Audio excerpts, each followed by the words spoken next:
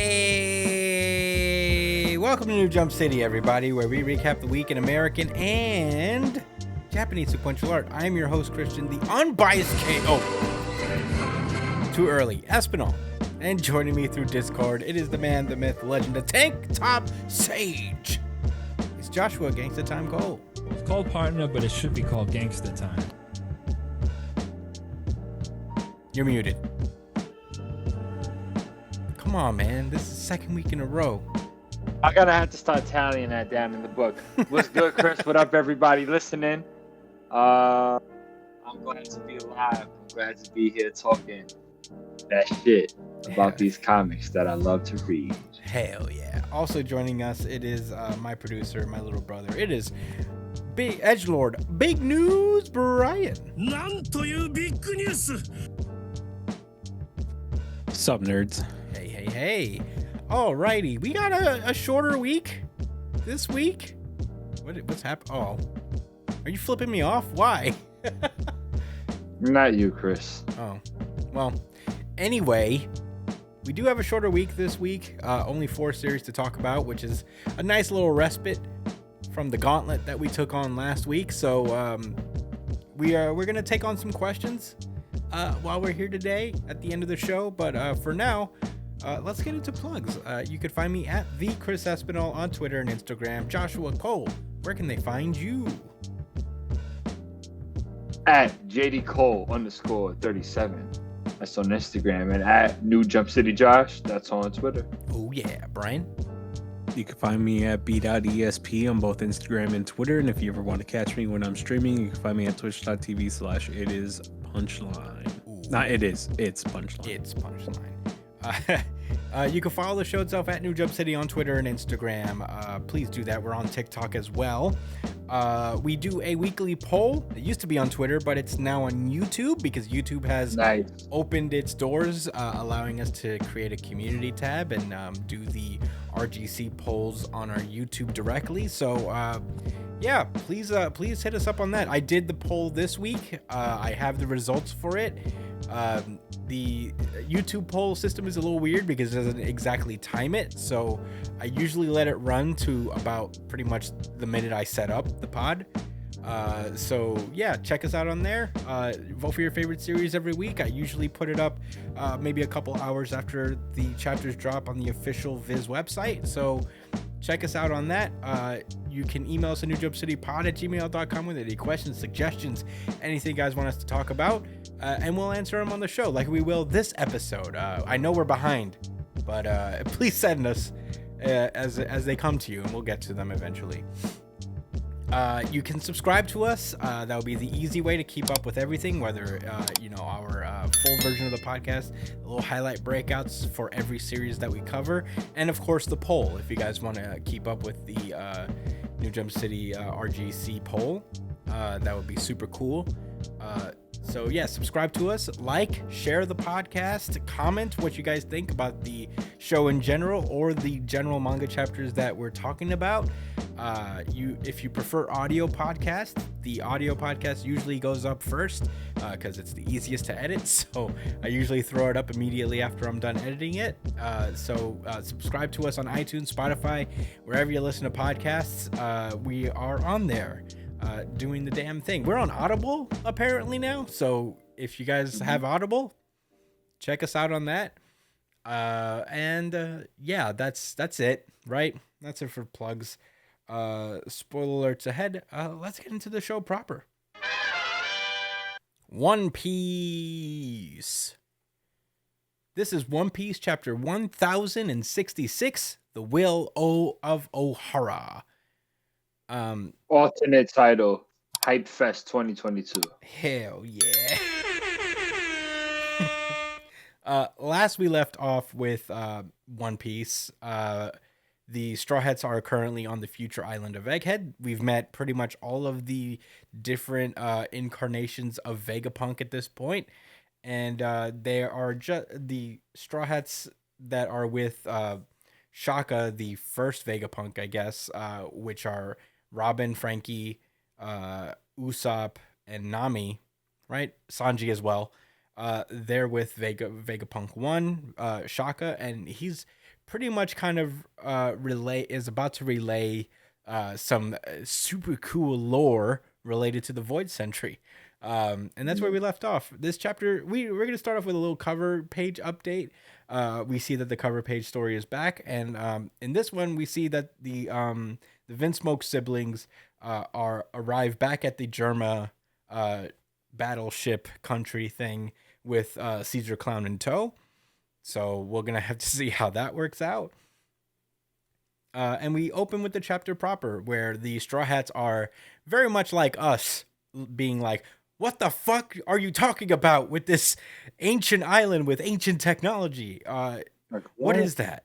The past? The past? It's ancient future? Yeah." And Vegapunk explains that there once was a man who gave his life to archaeology and brought that kingdom's existence to light. And that timeline matches up with this certain machine that was discovered elsewhere, and when it was originally produced. And Robin asks him if this machine was made during the Void Century. And Vegapunk is like, how much do you know exactly? And he continues to explain, is like, I know that, Ohara was leveled by a Buster Call 22 years ago. And he suspects it's because they found out the truth about everything that's been going on with the military's cover-up of whatever happened during the Void Century. And Vegapunk relays that the Void Century, as it's called, is a history of war between this extremely advanced civilization of the past and a group of 20 kingdoms. So all 20 of these kingdoms jumped this one country, which is pretty wild to think about. And in order to ensure that the ideals of the ancient kingdom could not be passed down, they erased all traces of it from history. And the Straw Hats have varying degrees of reactions, like, what the fuck? And Sanji asks the questions like, wait, doesn't that mean that everybody who's learned about this is like, he's like, yep, we'll be eliminated. Yes. And, people, Usopp just has the Usopp reaction of, why'd you fucking tell us that? God damn it. Why'd you say it? He turns over to Robin and he says, if Ohara was definitely indeed wiped out over this theory, then that would mean that the government essentially admitted that it was true. And Robin is like, in what capacity are you speaking here? Because the scholars of Ohara had to perform painstaking research on precious ancient texts to arrive at that theory. So with your status, couldn't you just learn it from the government yourself? Why do you need me to confirm it one way or the other? And Vegapunk is obviously like, well, no, just because I'm affiliated with the government doesn't mean they tell me everything. So, even I could be eliminated for just for talking about it. And Robin was like, well, if that's true, then how did you know about the ancient kingdom? All of the texts in Ohara have been destroyed. And he's like, the will of Ohara lives. And he explains that apparently he knew Clover from a while back. So, after he heard that Clover was killed, he went over to Ohara to pay his respects. We learned that Clover actually traveled the world and, was searching for ancient texts all over the place. He seemed to be a captain of a ship, maybe not of pirates, but just explorers in general. And apparently he was arrested by the Navy and broke out of prison 10 whole times. That's crazy. Yeah, so I guess Clover was strong back in the day. That's not an easy thing to do. No. And it turns out when Vegapunk arrived... The Kaido of explorers. Yeah, the Kaido of explorers, for sure. It turns out when Vegapunk went over to Ohara to pay his respects to Clover, he noticed that there was just this massive lake in the center of the island that was just full of papers and books and all that stuff. And it turns out to be all of the research that that Ohara has made over the years. And he suspects that after the Buster Call, the military never even bothered to fucking explore Ohara to look for to look for any trace of their research. And and that led to pretty much everything being preserved. Ohara lost the battle but won the war in a way because all of their research survived them. Right. And at that point, And it's gone now back. yeah, at that point, Robin starts having flashbacks about her past. We get remembrance of her daughter, of her mother, Olivia, I think her name is, or Olivia. And we get a remembrance of Saul, the giant from the military, the former military giant that stole her away and saved her life, basically. And she starts, crying. Obviously, this is painful. She's remembering the genocide of her people. And he's basically like, so just as suspected, you Ohara uncovered the existence of the ancient kingdom, and that's also confirmation to Vegapunk that it is in fact real. And he traveled to Ohara with the specific intention of collecting all of the papers that he found and bringing them with. But then he realized that, like, well, if my superiors have heard about it, all of what would have been lost.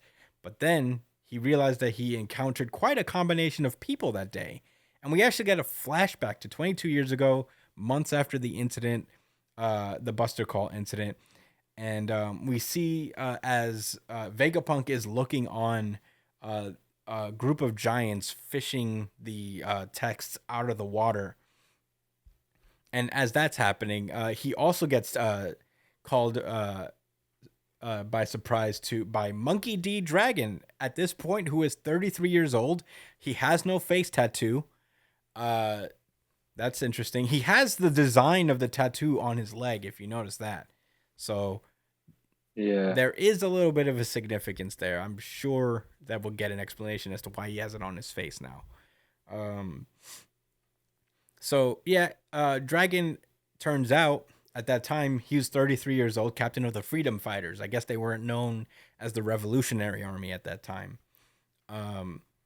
But yeah, he pulls up because he knew Clover as well, and he also came by to pay his respects. And they're both basically onlooking the giants taking the texts, and I guess they just kind of decided to let them have it. They're not thieves, and it's probably safer to them. It's safer with them. Dragon looked into them taking the text, and he seems to trust them with these texts. So he seems to have talked to their captain, who was a man covered in bandages, and they continue their conversation. Dragon expresses that that it made him sick to know that Vegapunk is apparently working for the Navy at this point.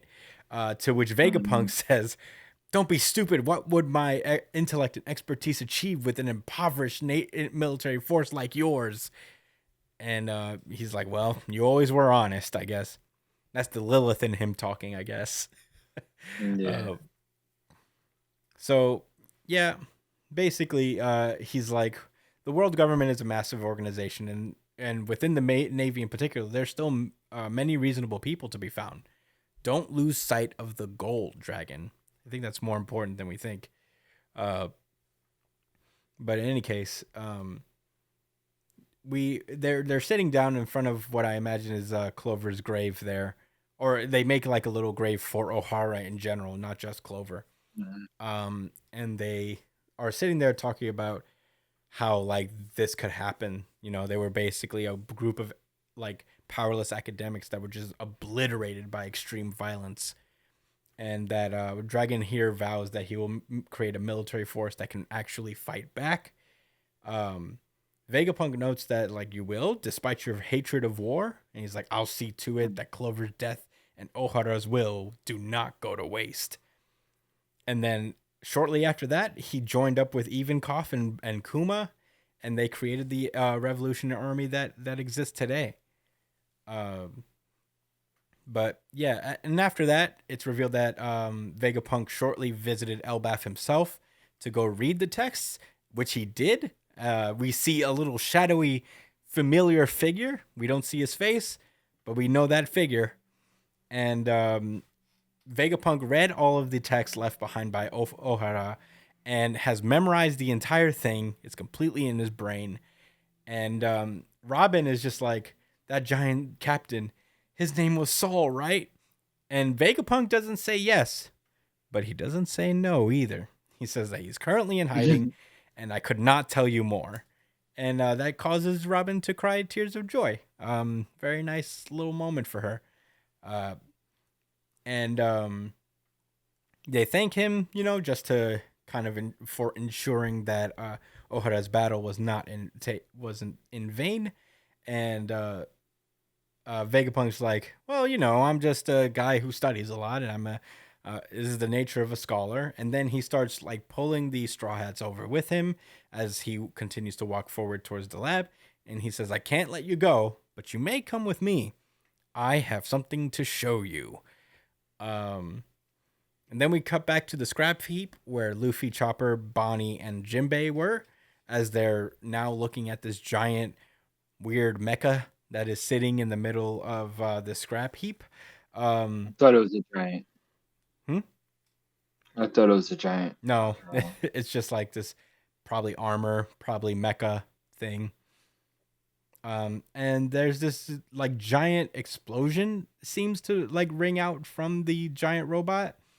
And the next panel, we see an old man halfway stuck inside of this robot, kind of like reminiscent of Kinemon. Or Mirio. And he's requasaring help instead of request. And Luffy basically pulls him out of this half robot. This guy is obviously got a very distinct character design, so we know who he is to begin with. And he's like, oh, you're Dragon's son, aren't you? I knew you were here. And he turns over to Bonnie. He's like, Bonnie, how much you've grown. And he's like, you're floating? And he's like, yeah, my Dom shoes have a big hover function. You could do this, that, and this, and that. And then boom. And he activates all of their hover functions at once, sending them flying. And we get a full page, not full page, but like a big 2-page spread panel of how Vegapunk looks like now.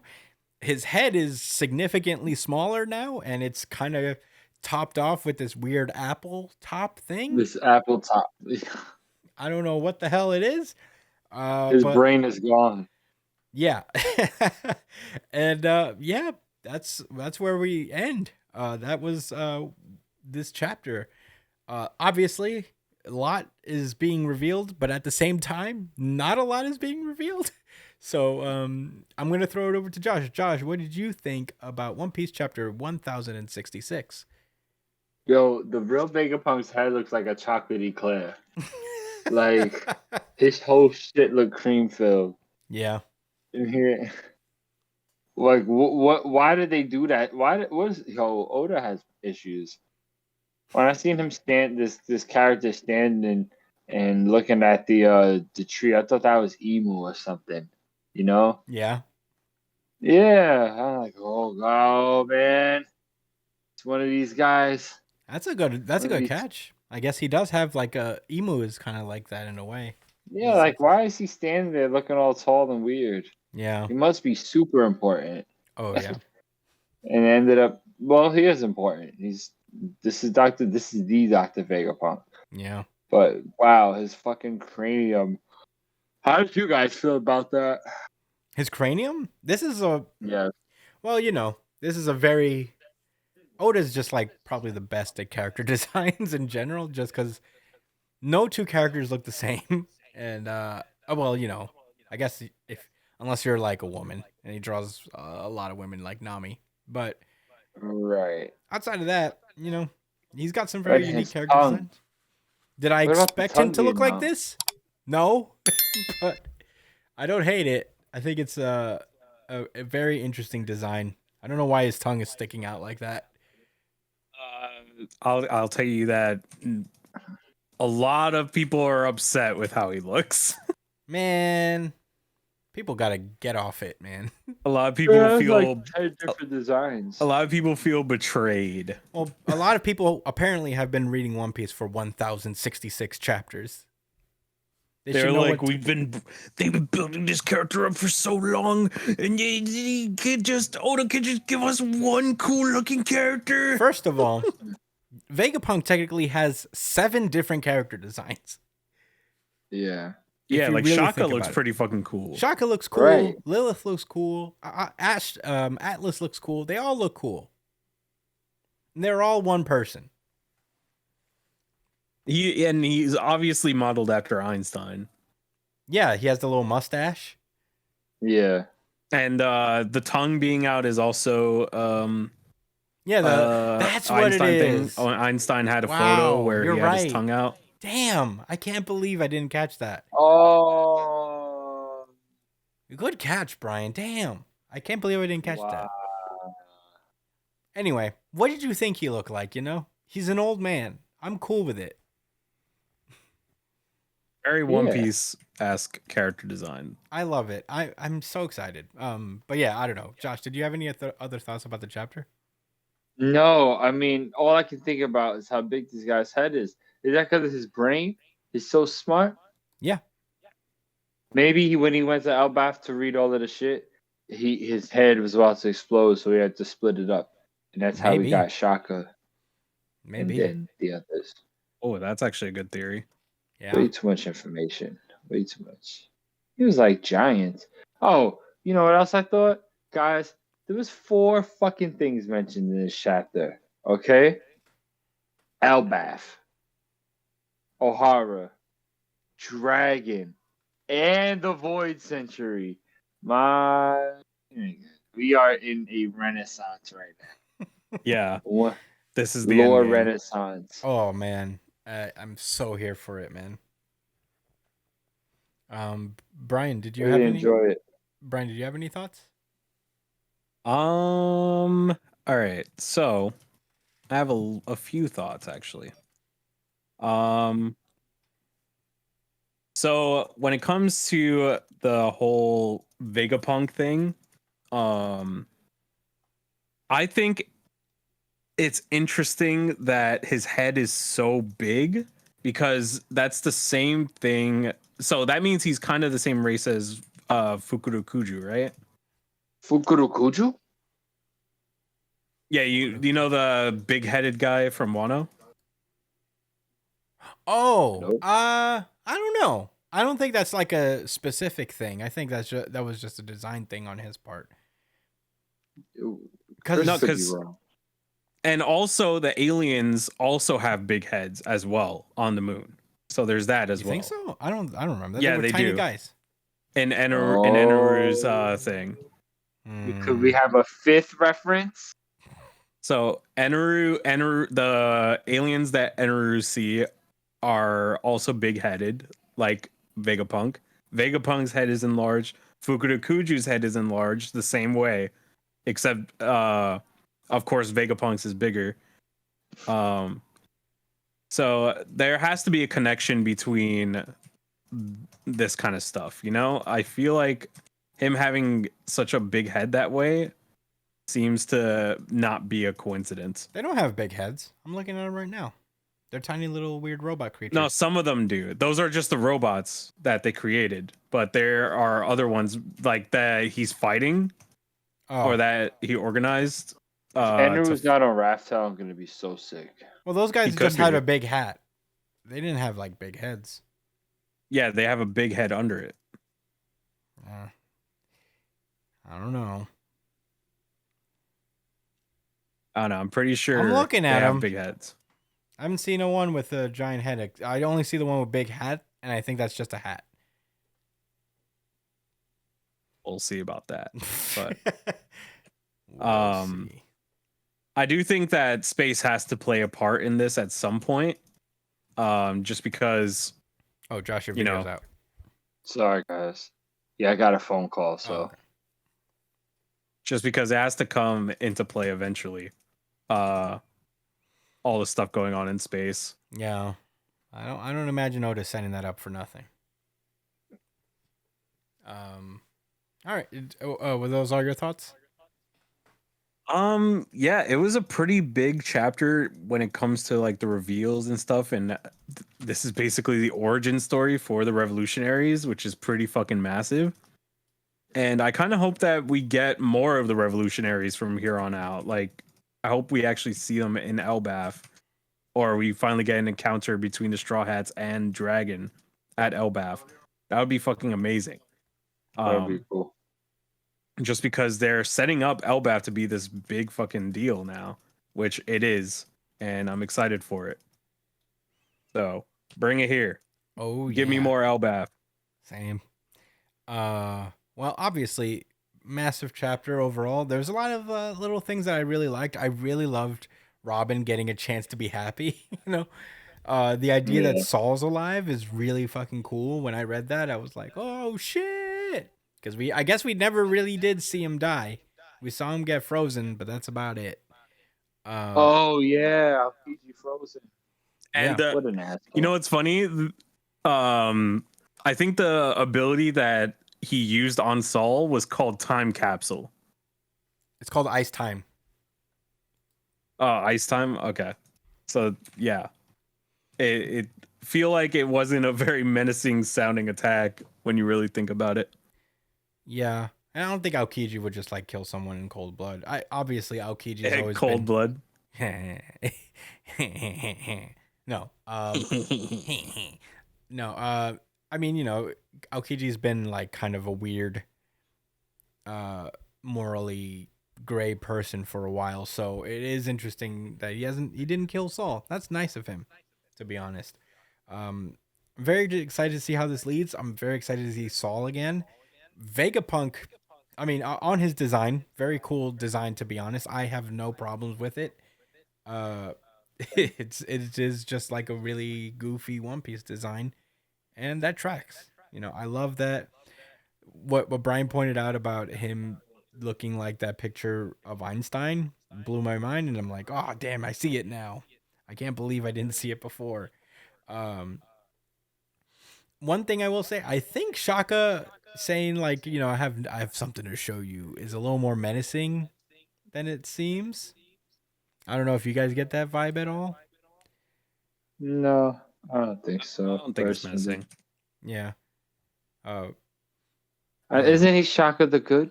Yeah, I feel like that's a misdirect though.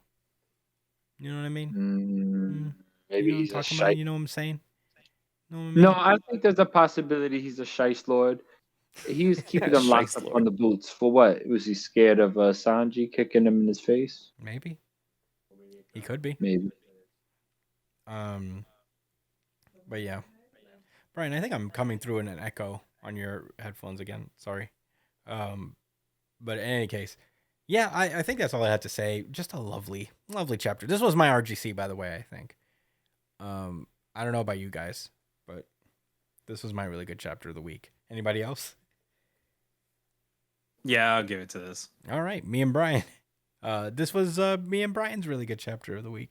Certified RGC. Certified RGC. Certified. All right. I gotta give it to One Piece. Wait, what? I gotta give it to One Piece. All right. You gotta fucking say it. This is the unified. No, because it was tough, man. Because Jujutsu Kaisen was really good. Yeah, no, I mean there were a lot of good. But it had stiff competition. No, this was.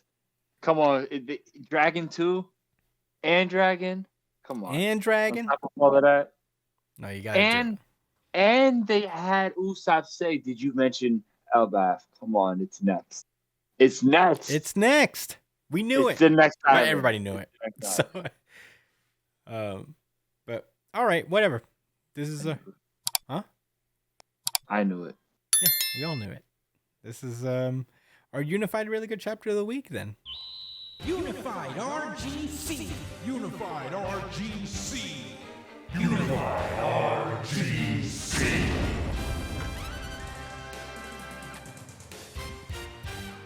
I love hearing the One Piece trumpet.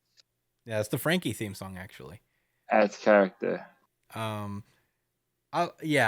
mean, we told you guys that if once One Piece got into its lore phase, its lore era, it was probably going to win Unifieds all week, every week. I'm very excited for it, to be honest. Did the audience vote? The audience did vote. They did not. One Piece did not win the audience vote. Okay. Something else did. But yeah. Until then, I guess that's it then, right? No rebuttals, no nothing.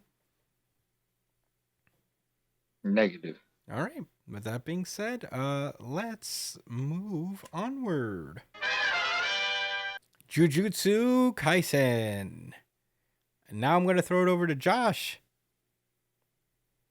Yeah, oh, I actually got it downloaded on the iPad, but I will give a recap of what happened last week in the meantime. Oh, okay. Jujutsu Kaisen, Chapter 204. And guess what, guys? It came out November 13th. Did you know that? I'm just stalling it for time as it down. Oh, yeah, I do see that it's off next week. That's some sad stuff. Yeah. But anyway, last week, Choso was getting his ass whipped by his dad and was feeling real raw about it. Yeah. And the crazy part is that, like, Kenjaku wasn't even trying. No, not He even. didn't use not one unique technique. He just used a bunch of low-level cursed spirits to mess around with him and attack him. Yeah. And that's literally all you guys need to know. That was the gist of what that's happened pretty last much it. week. And there was a weird conversation with Thumbelina and Thumbelina? Oh. yeah, you know. Yeah. Thumb. Said Tenjin and the other girl. Yeah. Yuki Tsukumo. So yes. Yuki. So yeah, and last week we seen the Thumb Man get desperate. Anyway, start off with Blood and Oil Part 3. Ew, blood and oil. That's gross. It is gross. You see Choso metaphorically being pushed by his three bros, and it's so funny that Itadori's a part of this because he would never take part of this little activity right here. Yeah. I know he wouldn't. But in Choso's mind, for sure. And they're all giving him this push. It's actually kind of sweet. You know what it reminds me of? Choso says, what does it remind you of? Hajime no Ippo. Remember when Takamura was in his first world match? And that he had like the spirits of Ippo and Aoki and then Kimura and the coach lift him up as he was falling? Yeah. It's pretty sick. And he retained his balance. Yeah. God damn, Hajime no Ippo's so good. Release it here. Release it here. Please put on the Shonen Jump app. I swear to God. Or some new app. I'll buy the fucking volumes digitally. I don't have room for it in my house, but if you release it on Comixology, I'll buy it. Anyway, go on, Josh. So after Choso's inspiration by his bros, he yells, "I got this," and claps his fucking hands together because he's about to do a piercing blood technique. Meanwhile, Kenjaku is just like, "Listen, I know your technique. I know how fast it is, and I can dodge it. And after you dodge it the first couple times, bro, it really ain't nothing. It doesn't matter how many times you try to redirect it." And as you're saying, he's not getting caught off guard at all. Choso starts to turn the piercing blood into this homing beam. Looks pretty sweet. Kind of reminds me of World Trigger. Yeah, the Hound. The Hound. Yeah. Yeah, I was like, oh, Choso Hounds. Choso. And Kenjaku is just deflecting his attacks with ease and a smile on his face. And Choso, what he does is he creates a ring of blood behind his back with wings. Is that what that is? Yeah. Wing King? Yeah. Wing King. I guess to kind of give himself a slight speed boost, maybe. Mm-hmm. And it says more like a... See, I don't understand why it says more like a cheap copy. Maybe he's referencing the ability he's using, Wing King. Mm-hmm. I don't know who had that before. Yeah, I don't know either. That he's replicating. Right. I was kind of caught off guard with that. But Choso does this cool move where he locks into combat with him, and he, again, much like World Trigger, kind of sends the blood bullets, whatever you want to call them, the blood beams. Yeah. Out of the circle from his back, towards him. Mm-hmm. They start to converge on Kenjaku, which he swiftly just backflips out of that shit. He rolled out of it in Smash Bros. Or something. Yeah. He's so crafty, and then he sends these little these little Digimon after him. These cursed spirits. And, you know, he's after the backflip, he lands on this tree. He's just talking his shit again. He's like, "Listen, man, you can combine your techniques all you want, but it doesn't really matter. Like, it's your piercing. I can dodge your piercing blood, and if you try to make them home in on me, it's not even as fast as that. And if your blood catches me to poison, don't matter, because I'm your dad. I'm your daddy. I'm your You father. came from these nuts, nigga. So, was there even a point to this temper tantrum? I'm your daddy. Yeah. So then Choso's like, like Iso, I must fight with grace. I guess that's One of the brothers. I'm not even gonna explain it. One of the brothers. Yeah. Like Kichizu, I must fight freely. I don't know who that is. That's one of the other brothers. Yeah. And then he launches he does a robot grab. Not a robot punch. It's not a robot punch, unfortunately. We can't use it in that way. But if you punched him, that would have warranted a rocket punch. Oh, it's so close. He uses his tether grab against Kenjaku and starts slamming him all over the place. And then he says, "And like Yuji, I must fight with power," and then just decks Kenjaku to the fucking ground. But of course he didn't even touch him. He just summoned this baby curse spirit, take the hit. He gets fucking wrecked. Yeah. Wow. Gigi Akutame draws the series too. Yep. He enjoys this. He enjoys wrecked faces of cursed spirits. Yeah. I've seen it a lot. So then Choso says, "What do you think?" No, so like after he lands that punch, he says, "Are you finished?" Like that's all you could do. And he says, and then Choso's like, "Oh, what do you think?" And he says, "It lacks the requisite speed and force," meaning, I guess he's soft or whatever. Yeah, you're soft. He's essentially Fucking calling him soft. But Choso has a trick up his sleeve. He sends these little fucking blood mines. He says how the tracking operates like a canal for transporting compressed blood. Yeah, those little blood clots, right? Mm-hmm. So yeah, that was the point of the that homing attack. So it would launch these little clusters. And he was able to use his supernova move. Excuse me. That he showed a couple of other times in his fights. It's like one of his finishers. And Kenjaku was able to react to it. He's able to deflect every single piece of blood. He has Choso thinking like, "Did I fuck up?" Yeah, he's like, "Did I misfire? Wait, Yeah. No, he deflected the blood. No, he deflected all of it. Oh, mission accomplished.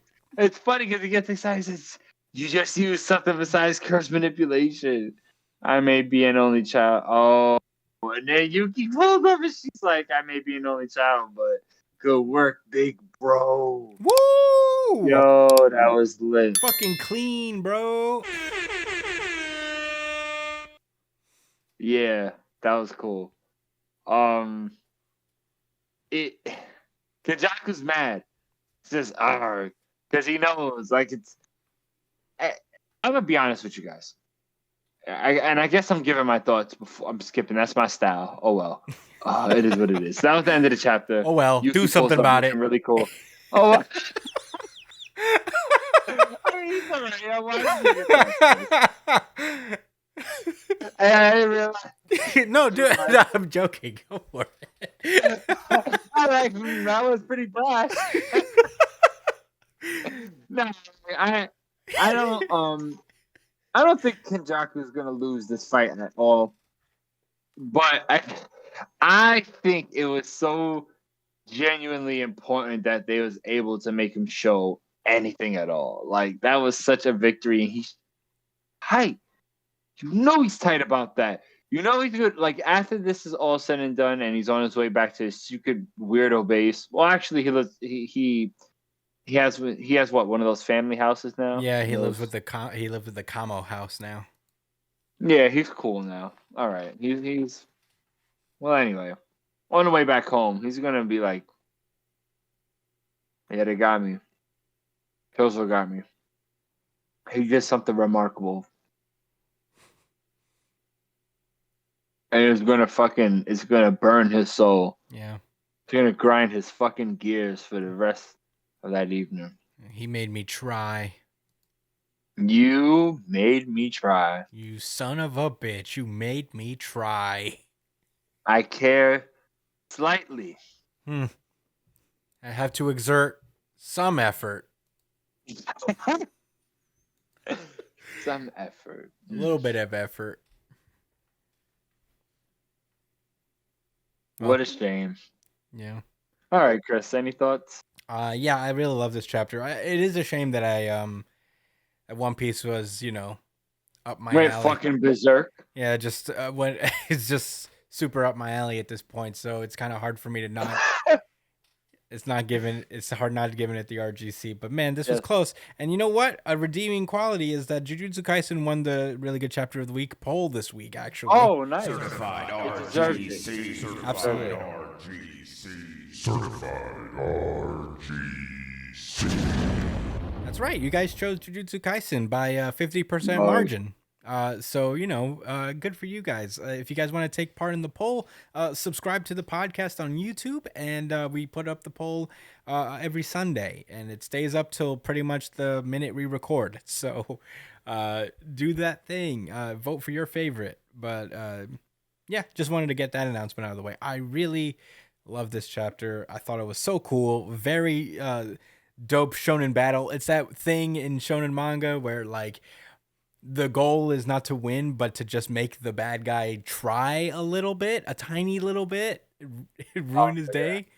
And yeah, I really love that. And Choso really put it out. It feels good not to have to give him the ass whooping of the week this week, to be honest. Nobody gets the ass whooping of the week because there's surprisingly very few ass whoopings this week in Jump. So No, I know what got ass whooping of the week. Me. By Hunter x Hunter.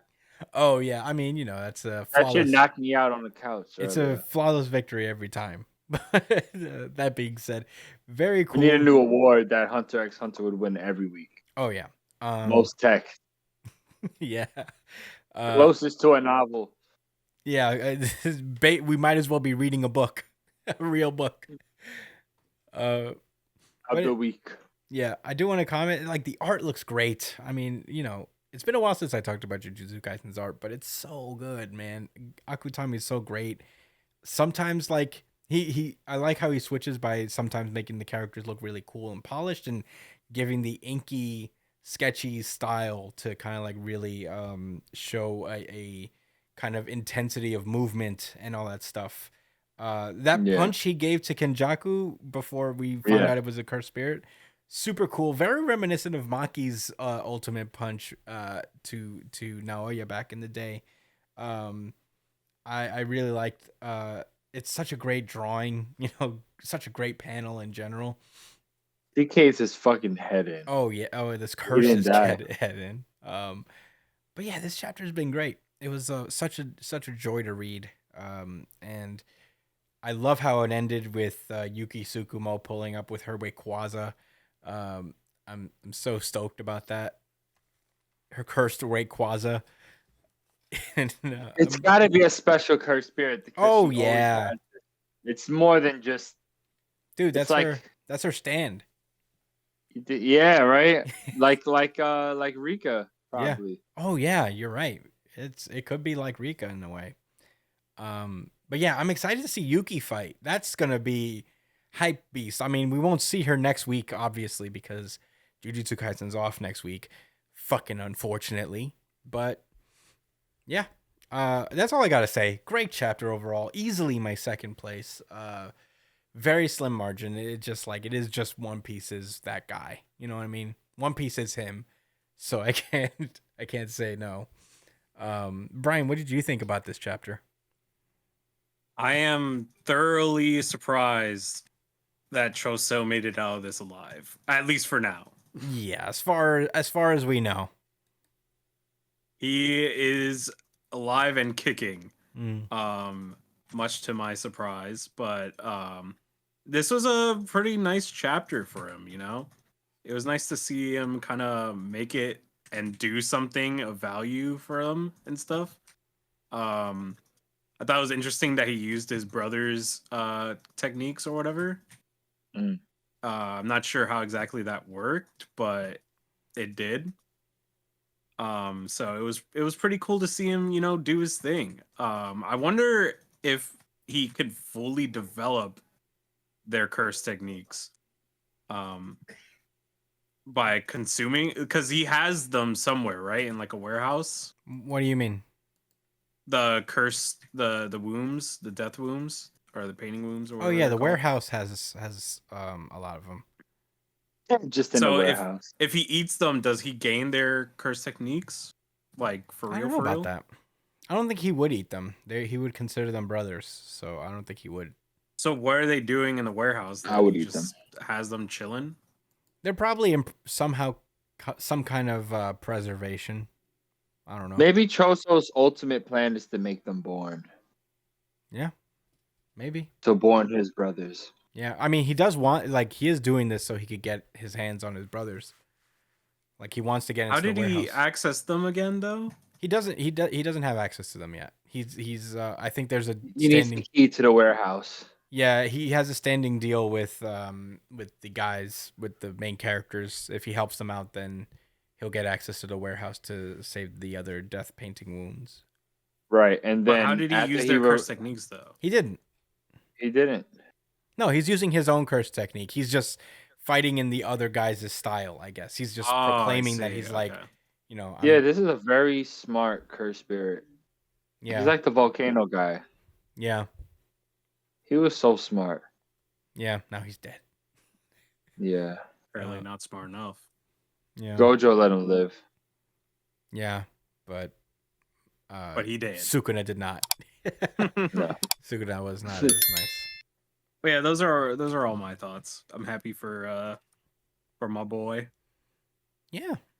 Fantastic chapter overall. Very fun to read. I'm gonna miss it next week, to be honest. Yeah. Especially next week, considering how big next week is gonna be. But Was Black Clover here this week? I forget. Black Clover is also off this week, Jeez. so we don't have My Hero or we don't have Black Clover, but they'll be both back next week. We might have Boruto next week. I don't know. I think that's how it works. Mm. But anyway, let's move on then. Great chapter. Love Jujutsu Kaisen over here. We stan Jujutsu Kaisen, I would say. Let's go. Hunter. Ooh. This is Wall of Text x Wall of Text, chapter 394. Hypothesis. All right. Hunter x Hunter was kicked my ass a little bit last week. This week I have notes. Very excited. Okay, so last we left off. Leorio.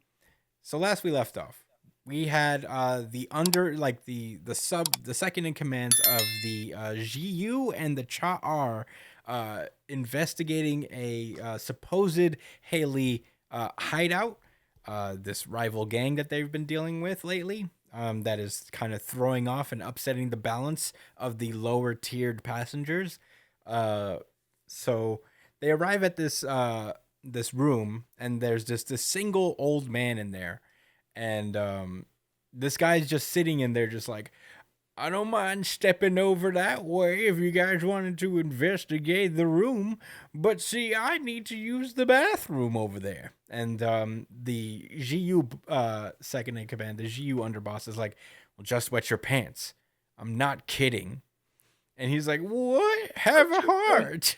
And then he just like, he does not have a heart, and he throws a knife directly at the guy's leg. He screams in pain and falls, and he's just like, how could you? I haven't done anything wrong. But the GU boss, underboss, notices that Heinrich, I think his name is, notices that like there's no blood from the wound that he just made. And he's like, where's your real body? And that's when the guy starts to dissipate, and he disappears completely. Hinrig is his name. The Cha'ar boss is like, Hinrig, can't we leave the Haley to this phantom troop? We already found Hisoka. We could just leave this to them. And one of the I guess I don't remember which underling this is, but he goes into the room to retrieve the knife. Maybe he's one of the GU guys. He goes in to retrieve the knife. He disappears once he enters the room. Turns out they were right to not enter immediately, as this was also a trap. The supposition being that if you step into this room, you will be transported somewhere else. So at that point, that's when the Char kind of clinches it. Is like, this is a trap. This is an end trap, but it's not the trap of the guy that we've been hunting, as the Phantom Troop has already eliminated them. So they should just take care of this as well while they're at it, because they are the best and they cannot be stopped. You already know. We then get to see what happens to the guy who disappeared, and he's just staring at a closed door. He's like, huh?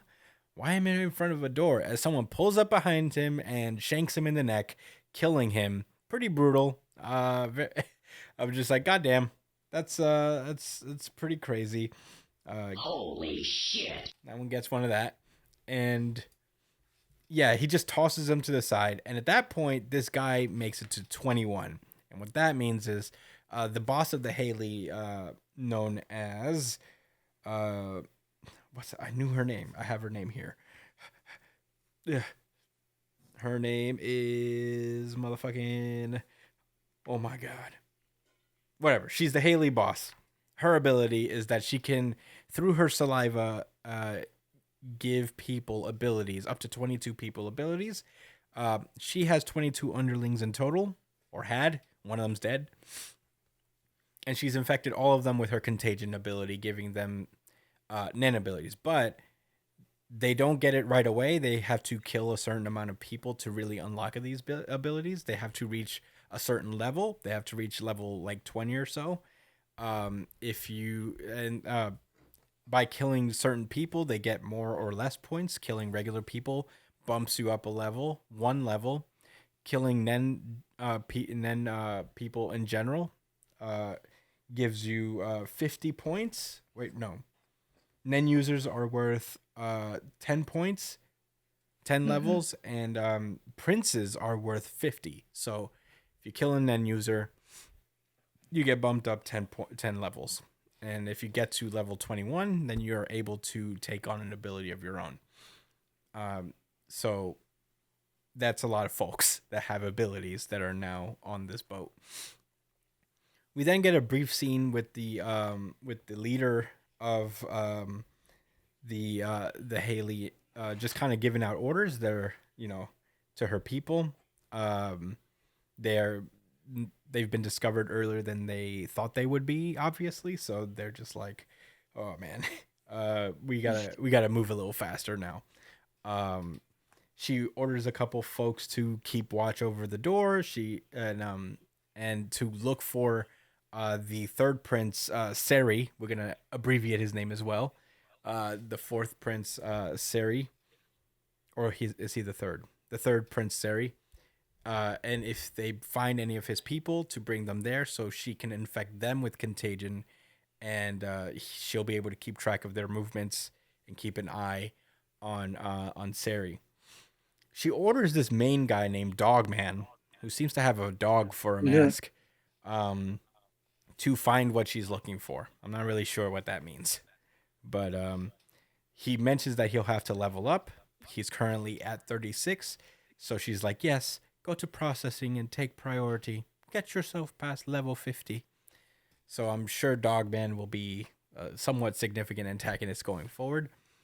Dogman is his name. So we get a brief scene of Hinrig going back to this cat that he planted, and his ability is that he can basically turn technology into animals. So he basically had this camera on this whole time, disguised as a cat, and he's just basically... It's not just technology, it's like any item. I think any non-sentient item he could turn Oh, into okay. an animal. I thought it was like specifically some kind of technology, even if Yeah, it because was weapons. he turned birds into handcuffs Yeah, no, that's one true. time. You're right. You're right about that. Or no, he turned handcuffs into birds. Yeah, It's the other way he could around. turn items into animals. So yeah, he's just reviewing the footage that he left behind, and we spend the rest of the chapter with the personal guards of the Prince Serendich, the one that Kurapika is after this whole time as they're busting down a door. They're also looking for the Haley, and they find a dead body, which is the body of a Cha'ar member. And at this point, I refer to my notes because this is actually very important. So they find out that they find this dead body in the goddamn room, and they're thinking that like, oh cool, we have justification for breaking in the door. We could actually get the cops involved and help us out here. But then one of them mentions that the Haley are not registered as criminals, or not criminals, but mafia people. They're registered as civilians, which is what throws off the balance here in terms of the mafia, and why everybody's pissed at the Haley, because they're supposed to have registered as mafia, because if they're like normal people and they start like fighting, then that like brings a lot of unwanted attention towards the mafia. So if it looks like the mafia are just starting shit with regular civilians, then the fear is that at some point the Hunter Association and the princes are going to elect to just eliminate the mafia altogether.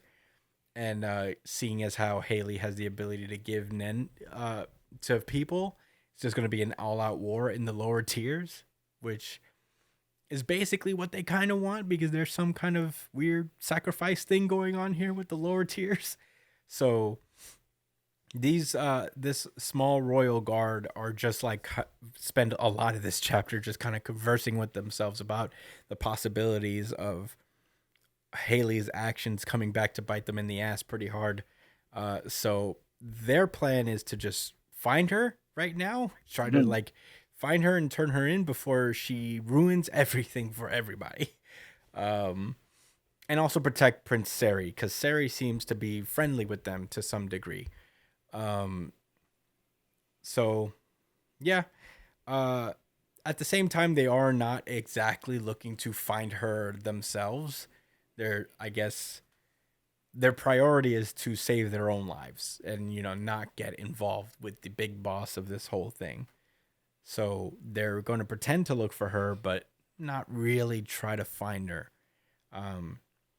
But overall, the intent with the the small subsect of royal army people is to like make sure that the mafia war doesn't get any more exacerbated than it already is. Yeah. Because then it'll be a fucking riot, war, bloodbath in the lower tiers, and Bro, they'll break the whole ship down. yeah, they'll sink it. So it's basically, yeah, it's a pretty tense situation. Oh, her name is Morena. There you go. Found it in the notes.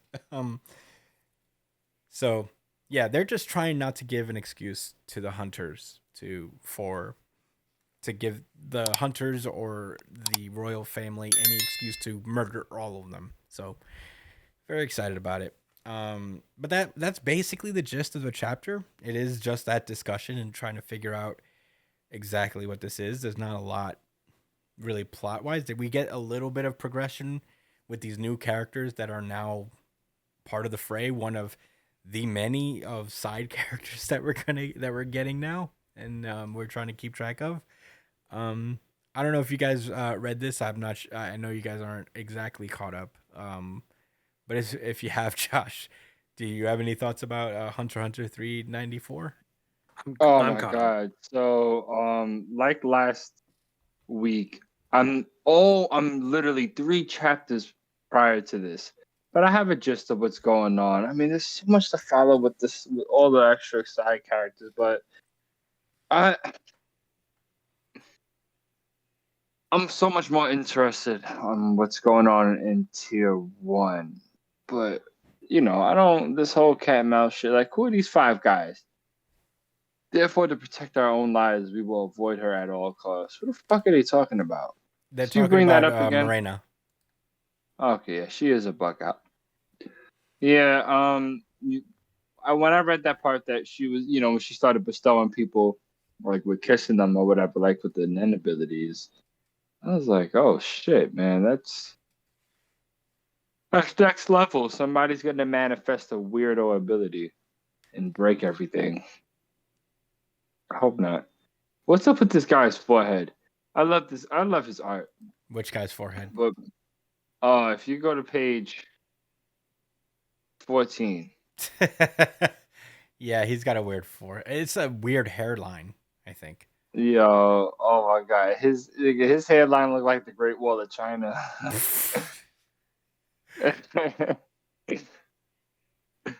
Bro, look at how big. Why is his forehead so fucking veiny and tense? Because he's What's wrong with pissed. him? He's angry captain. He hasn't smiled in years. No, not once. Boy, do you have any thoughts about this chapter outside of what everything you already said? Brian, Do you have any this thoughts? is a lot, man. I'm a big Brian. fan. I'm a big fan of the mafia guy with the knife, the guy who throws it and shit. Yeah, I really like Henrik. I really like his style. I like the way he thinks. I like the way he operates. He's just super interesting character. I'm also curious as to what Nen abilities manifest from the people who are infected by this ability. They all get Because- different ones. Yeah, I know they all get different ones, but I'm curious to see what happens because this guy was hoping to be an emitter, but instead he got, what was it, manipulator? Conjure. He got conjurer. So that's the same class as Kurapika or was it that girl from the Phantom Troop with the Kurapika's a vacuum? special. No, he's only a specialist when he activates Emperor time. Yeah, no. Normally he's a conjurer Yes. without Oh. Emperor time. So we get to. I'm curious to see what kind of abilities these guys bring up, because it's super interesting. With these people who don't really have crazy Nen training, what comes up from their abilities, because they always happen to be really weird and unique.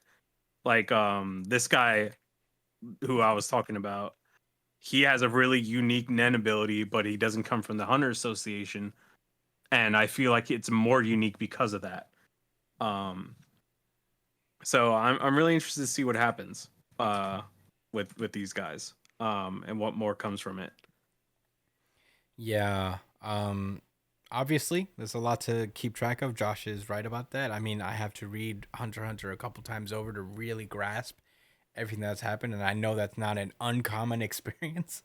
Well, actually, real quick before you get into your thoughts, Yeah, go for it. I'm pretty sure they're setting up one of these infected people to end up in tier 1, which is why they're setting this up so much.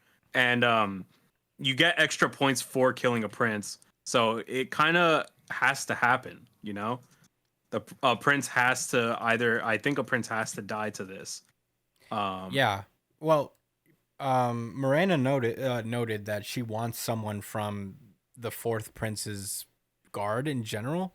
So these 5 soldiers, one of them could be infected with contagion and sent up to where Sari is and fuck shit up. I think that's what's being built up here. But yeah, like Josh said, there's a lot going on. And I feel good about deciphering it. It is fun when you do understand what's going on and you can really like kind of put the pieces together.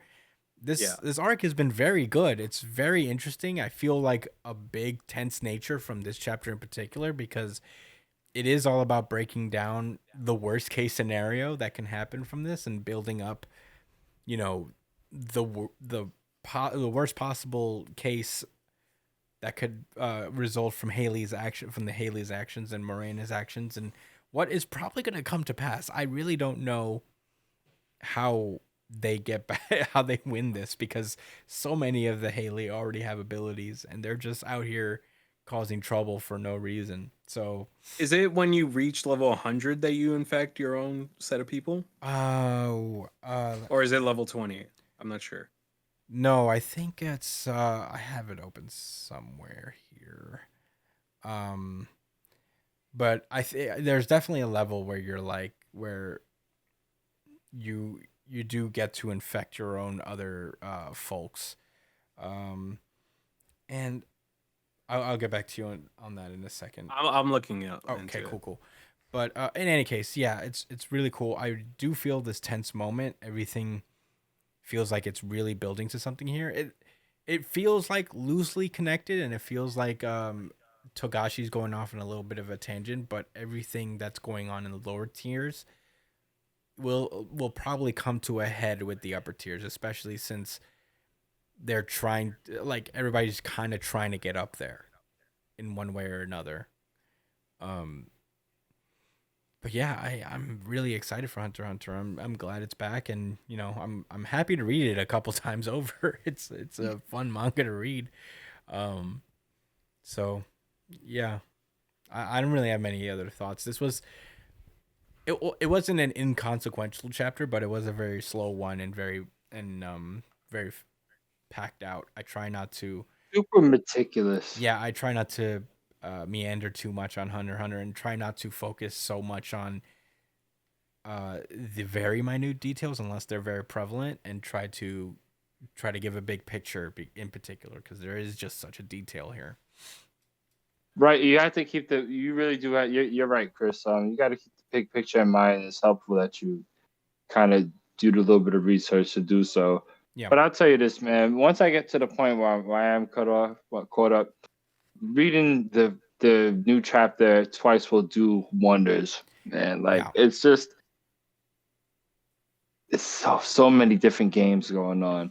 Yeah. Man, that dude getting stabbed in his knee, and then he was like, "All right, I'm not really hurt." That shit was hilarious. Yeah. I watch chapter breakdowns while I read it, just so I get a good perspective that understands the series and won't miss things generally.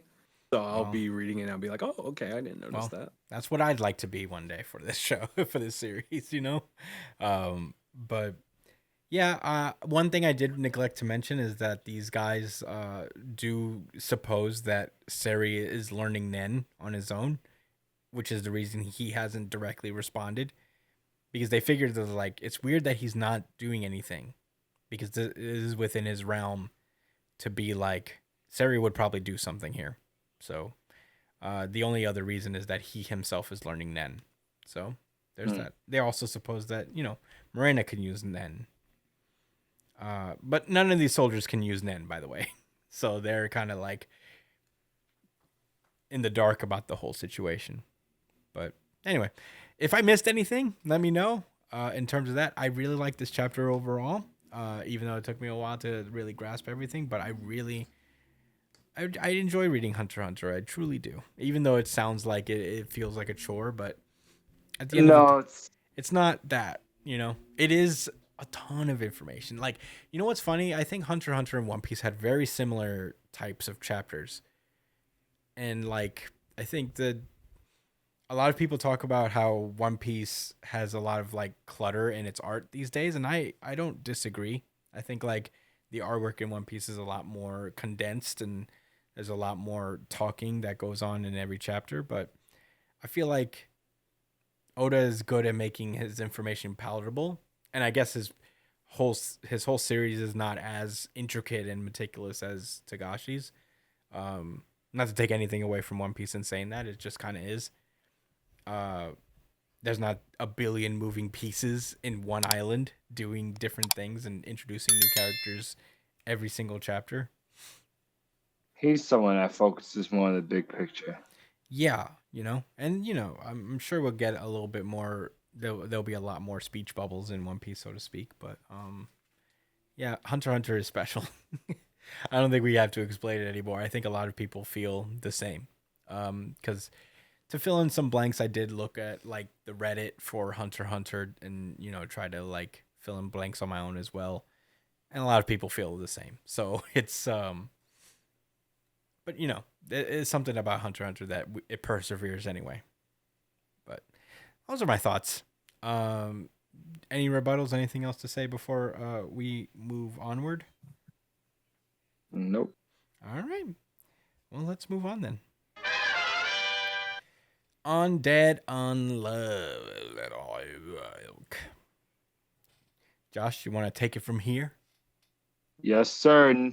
Undead Unluck, chapter number 135, Psychopod by Yoshifumi Tozuka. So last week we seen Fuko finish saving Anoan. And she pulled up on the scientist Nico and let him know what it was. She's like, I know you're an atheist, but we need to kill God. He doesn't care about your science. I care about your science. I care about your science so much that I built you a fucking lab, but I'm getting ahead of myself. So that was what happened last week. So we start with Fuko showing Nico his old blueprints from the last loop, and he's like, what type of sci-fi video game, silliness is this? She's like, well, you made that. Yeah. This is your inventions. In fact, you said you built it, and you use these fucking 11 probes to fly around and look like a wise, evil scientist. I liked it. I thought it was a cool design. Anyway, so Nico is still a little apprehensive and stunned at first, but he's eventually he gets on board.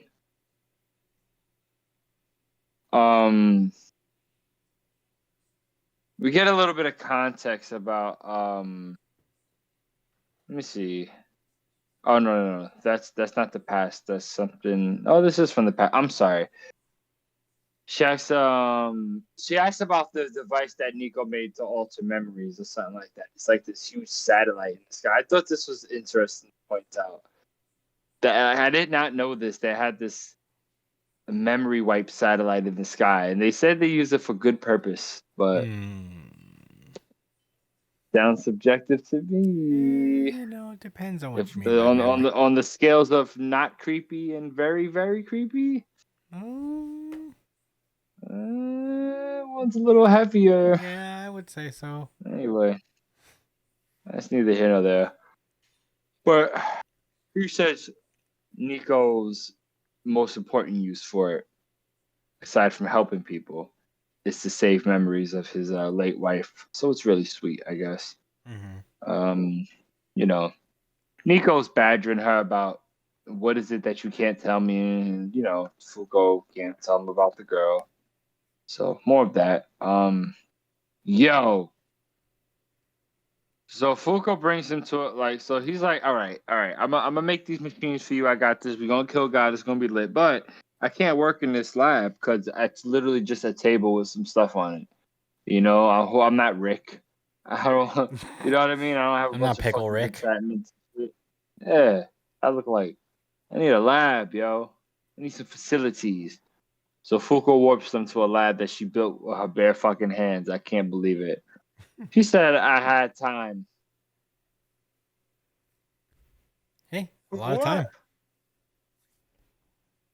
Like, all right. You spent years doing this. Years. Decades. And she's like, you believed in me enough to send me through, so I had to repay you back. And I was like, damn, Fuko, you're the best. She really is the best. Yeah, like I said, Nico takes a moment to see he lets Fuko know, look, I'm an asshole. I only care about the things I have interest in, and I just put everything else to the side. Relatable. But I can tell that this group I was a part of with you, Fuko, they helped me, helped them become a better man, helped them grow into a more well-rounded character in this manga. Yeah. So a good man. So of course Fuko was really happy. I touched that he said something like that. But that's when he was like, all right, we need to get fucking real. I need money, I need people, and more cigarettes. I forgot what the third one is, but probably cigarettes. Yeah. So he asked her, he's like, all right, I'm gonna need 1 million, 10 million, 100 million. She's adding up all the different millions he's gonna need. Yo, all right, so he needs millions of dollars. Shorty gives him a check for 25 billion. Yeah. And she explains how I didn't like this personally, but whatever. She explains how back in the day she knew where there was going to be like an oil, like an area for oil. Purchased the land and was able to make billions off of it. I guess it's okay if you're doing it to save the world. Capitalism Not okay. saves the world. This time it does. Where's uncapitalism when you need him? Oh man, right? Yo, Foucault's uncapitalism. She completely nullified it and just took all the money. She has all the oil money. Yeah. She's an Every ounce of oligarchy. it. All by herself. Yeah. Her and Union, it's oligarchy. Anyway.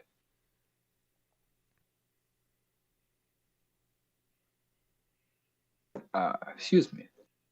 So he can't, of course Nico can't fucking believe it. Neither could I. But he had to accept it. She's teleported him around the world. So I guess $25 billion isn't that crazy of a stretch. Anyway, we move forward to London in 1972. Nico's soon-to-be wife, maybe in this loop. Well, Maybe? who knows? Perhaps. Is about to fall in front of a train because she's so tired. But I guess in the initial loop, prior to this one, she gets saved by a passenger and he dies, and that's her tragedy, which is pretty light. Mm-hmm. But she does also die herself later on, so whatever. We'll count all of that as one. And Nico's pain. Nico's pain is her tragedy. Yeah. Yeah. When did she have a Nimbus cloud? Oh, yeah. They Shen. did have that. It's one of the artifacts. Yeah. Sick shit. Pretty cool. Nimbus! Right, I got caught off guard real quick. I was like, well, what? When did this happen?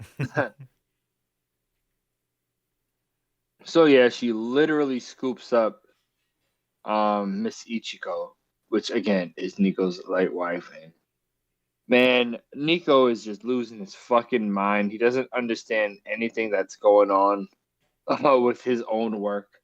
I feel bad for him. And I like how the rest of the crew is just looking at him like, You wrote this, bro. boy. Yeah, man. I don't Figured out. know what to tell you. This is your work. And he's like, yo, this shit is in some ancient Japanese language, which is funny as hell because I think that's a reference to before the communication Yeah. Uma got released. Yeah. I guess it was released in this I guess Foucault went to go get it. So everyone could speak the same language. Cool. I thought that was a funny little callback. So right as he starts bitching about it, Fugo comes in with Ichiko Nemiri, and it's hilarious because Fugo's thinking that, oh man, like I'm about to hook them up. Yeah. Like this is so cute. I'm playing cute. And it's funny because just like last time, he says the same exact thing to her. He's Yeah. like, oh, cover your titties up. They're too Cover big. them for a titties up. scientist. Titties is too big for this laboratory Yeah. and me. Either I go or you cover them titties up. And Foucault's like, ah, shit, I'm never going to see my friend again, which is their future daughter. Mm-hmm. She's starting to evaporate. But little does she know that's how their relationship gets started. So it's cool. It's cute stuff, what can I say? Yeah.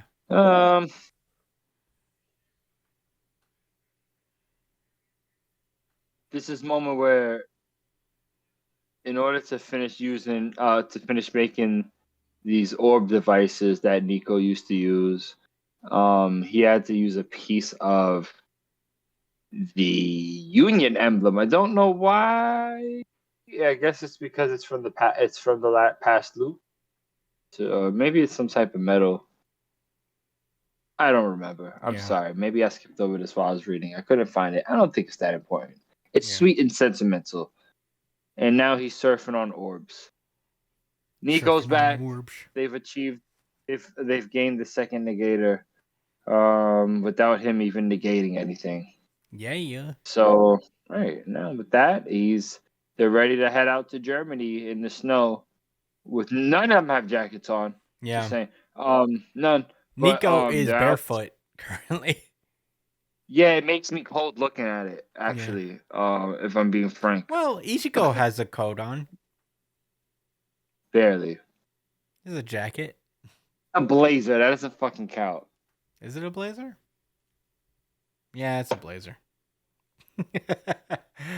It's essentially a shirt. I tried to make it as like maybe it's a cool leather jacket she's wearing and not a blazer. A blazer's a that's thick blazer. button down. Yeah, it's a blazer. The light fleece. Oh, whatever. They're uncold. How about that? Yeah. How about that? Yeah, they're uncold. I'll go with it. And yeah, they pull up to Germany, so they say we're gonna help Gina and negate her tragedy because they are negators. Yeah.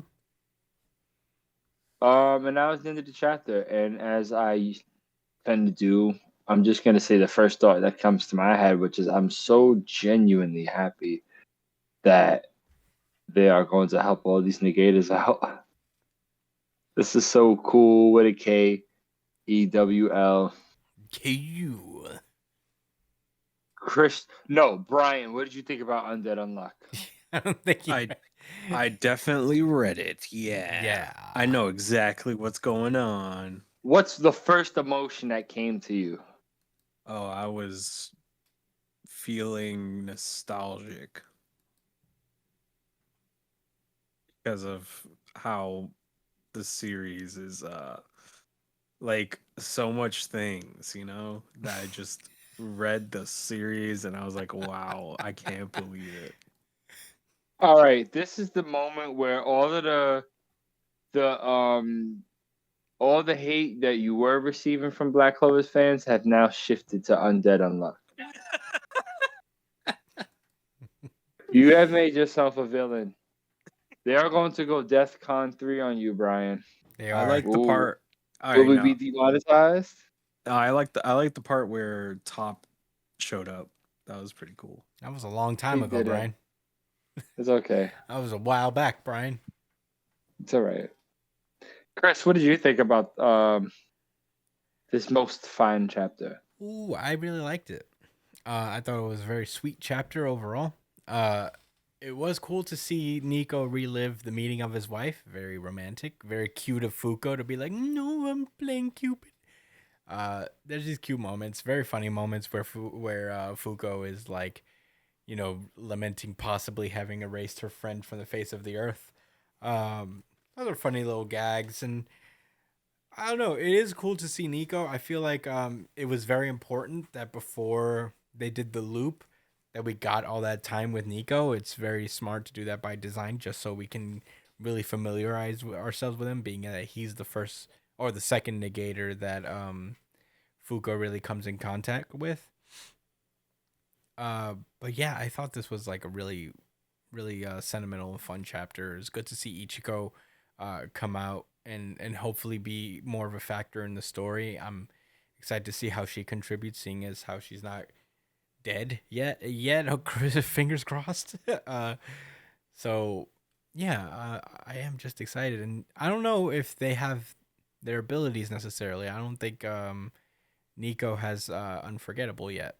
I think there has to be like these catalysts to activate these abilities. So, yeah, I'm excited to see how this goes and to save Gina, who we haven't seen since like the first arc of Undead Unluck. So, you know what's funny? I bet they're not gonna go save the other guy they killed that day. They didn't. I don't know if they mentioned they're gonna go No. back and save him. He's He done. doesn't, you know. He's They're done. just So whack. I forgot how. I Nah, forgot. he's from the pilot, bro. Yeah, he's from the. He's a pilot character. He's dead. They don't even care. He's the Raditz of Undead Unluck. Yeah. We killed him off. He didn't We're even not come talking back- about him he didn't even again. come back to the Tournament of Power, right? Yeah. He's the No, only person Raditz- that didn't. Well, people don't come back from the dead in the Tournament of Power. No, but there wasn't even a parallel universe one. No, there's not a parallel universe where Raditz is important. No. Or Nappa. Or Nappa. But in any case, yeah, I just like this chapter a lot. Very warm and fuzzy chapter. I appreciate it. From Undead Unluck.